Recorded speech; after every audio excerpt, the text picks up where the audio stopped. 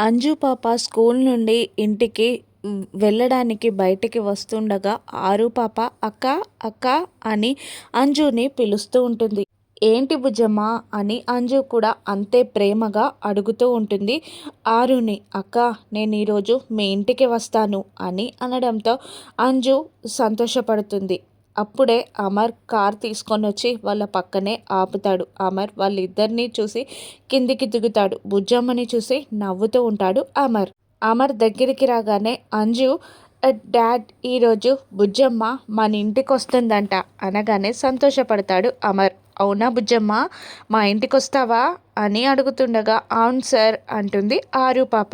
మీ టీచర్ని అడిగావా అని అంటూ ఉండగా మీరే అడగండి సార్ అని అంటూ ఉంటుంది ఆరు పాప. ఆరు పాప మీరే ఫోన్ చేసి అడగండి సార్ అనడంతో తన మొబైల్ తీసి ఇదిగో మీ టీచర్కి కాల్ చేసివ్వు అని అనడంతో ఆ బాగి మొబైల్ నెంబర్ని డైల్ చేసి అమర్కి ఫోన్ ఇస్తుంది ఆరు పాప.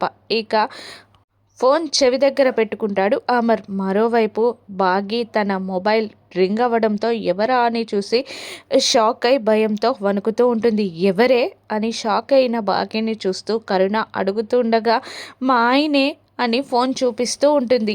కరుణ కాస్త ఎక్సైట్గా ఫీల్ అవుతూ ఉంటుంది.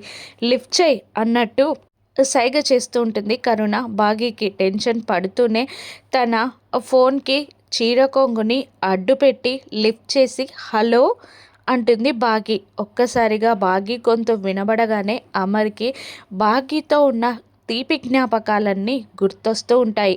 బాగి గొంతుని గుర్తుపట్టేస్తాడు అమర్. ఇక అమర్ ఆ బాగి ఎక్కడుందో తెలుసుకోగలడా?